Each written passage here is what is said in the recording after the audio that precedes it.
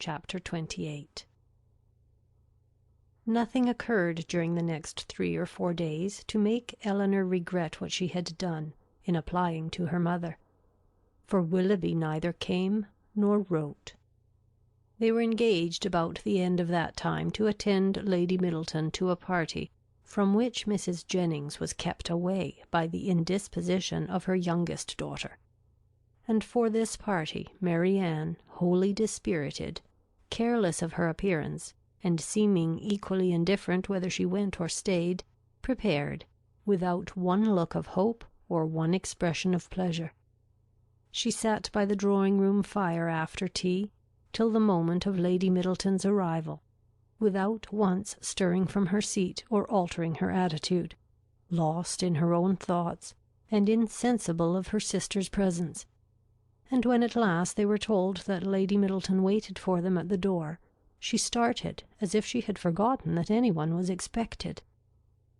They arrived in due time at the place of destination, and as soon as the string of carriages before them would allow, alighted, ascended the stairs, heard their names announced from one landing-place to another in an audible voice, and entered a room splendidly lit up, quite full of company, and insufferably hot. When they had paid their tribute of politeness by curtsying to the lady of the house, they were permitted to mingle in the crowd and take their share of the heat and inconvenience, to which their arrival must necessarily add. After some time spent in saying little or doing less, Lady Middleton sat down to Cassino, and as Marianne was not in spirits for moving about, she and Elinor, luckily succeeding to chairs, placed themselves at no great distance from the table. They had not remained in this manner long before Elinor perceived Willoughby, standing within a few yards of them, in earnest conversation with a very fashionable-looking young woman. She soon caught his eye, and he immediately bowed, but without attempting to speak to her or to approach Marianne, though he could not but see her, and then continued his discourse with the same lady. Elinor turned involuntarily to Marianne, to see whether it could be unobserved by her. At that moment she first perceived him, and her whole countenance glowing with sudden delight, she would have moved towards him instantly, had not her sister caught hold of her. "Good heavens!" she exclaimed. "He is there! He is there! Oh, why does he not look at me? Why cannot I speak to him?" Pray be composed," cried Elinor, "and do not betray what you feel to everybody present. Perhaps he has not observed you yet." This, however, was more than she could believe herself, and to be composed at such a moment was not only beyond the reach of Marianne, it was beyond her wish. She sat in an agony of impatience which affected every feature. At last he turned round again and regarded them both. She started up, and pronouncing his name in a tone of affection, held out her hand to him.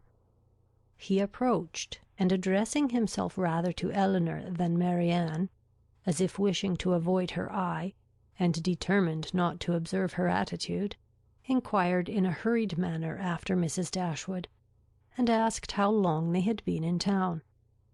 Elinor was robbed of all presence of mind by such an address, and was unable to say a word. But the feelings of her sister were instantly expressed. Her face was crimsoned over, and she exclaimed, in a voice of the greatest emotion, "Good God! Willoughby, what is the meaning of this? Have you not received my letters? Will you not shake hands with me?" He could not then avoid it, but her touch seemed painful to him, and he held her hand only for a moment. During all this time he was evidently struggling for composure. Elinor watched his countenance and saw its expression becoming more tranquil. After a moment's pause, he spoke with calmness. "I did myself the honour of calling in Berkeley Street last Tuesday, and very much regretted that I was not fortunate enough to find yourselves and Mrs. Jennings at home. My card was not lost, I hope." "But have you not received my notes?" cried Marianne in the wildest anxiety. Here is some mistake, I am sure, some dreadful mistake. What can be the meaning of it? Tell me, Willoughby. For heaven's sake, tell me. What is the matter? He made no reply. His complexion changed, and all his embarrassment returned. But as if, on catching the eye of the young lady with whom he had been previously talking, he felt the necessity of instant exertion, he recovered himself again, and after saying, "Yes, I had the pleasure of receiving the information of your arrival in town, which you were so good as to send me," turned hastily away with a slight bow, and joined his friend. Marianne, now looking dreadfully white, and unable to stand, sunk into her chair, and Elinor, expecting every moment to see her faint, tried to screen her from the observation of others, while reviving her with lavender water. Go to him, Elinor, she cried as soon as she could speak, and force him to come to me. Tell him I must see him again, must speak to him instantly. I cannot rest. I shall not have a moment's peace till this is explained. Some dreadful misapprehension or other. Oh, go to him this moment. How can that be done? No, my dearest Marianne, you must wait. This is not the place for explanations. Wait only until tomorrow. With difficulty, however, could she prevent her from following him herself, and to persuade her to check her agitation, to wait at least with the appearance of composure till she might speak to him with more privacy and more effect, was impossible, for Marianne continued incessantly to give way in a low voice to the misery of her feelings, by exclamations of wretchedness. In a short time Elinor saw Willoughby quit the room by the door towards the staircase, and, telling Marianne that he was gone, urged the impossibility of speaking to him again that evening, as a fresh argument for her to be calm.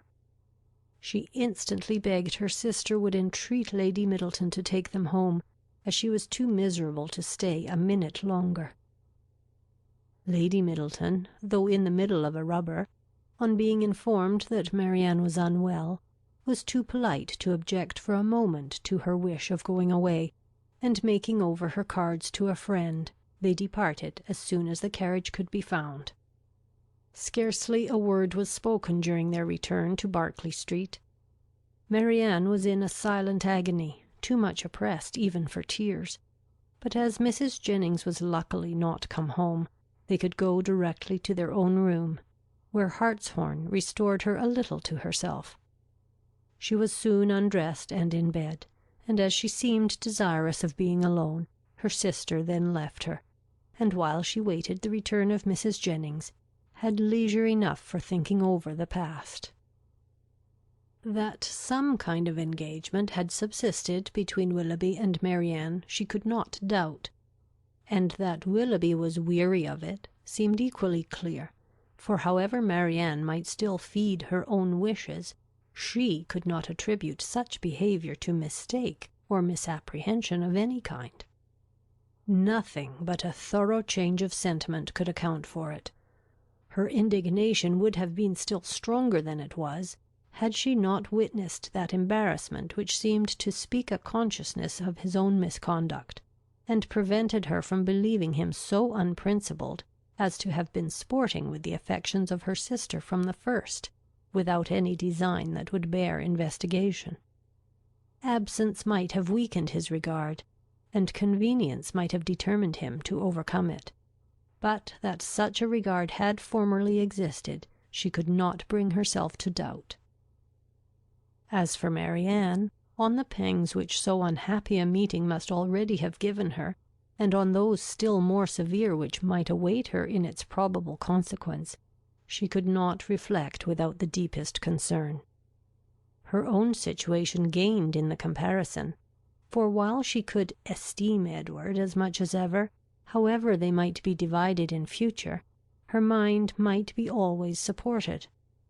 But every circumstance that could embitter such an evil seemed uniting to heighten the misery of Marianne in a final separation from Willoughby, in an immediate and irreconcilable rupture with him.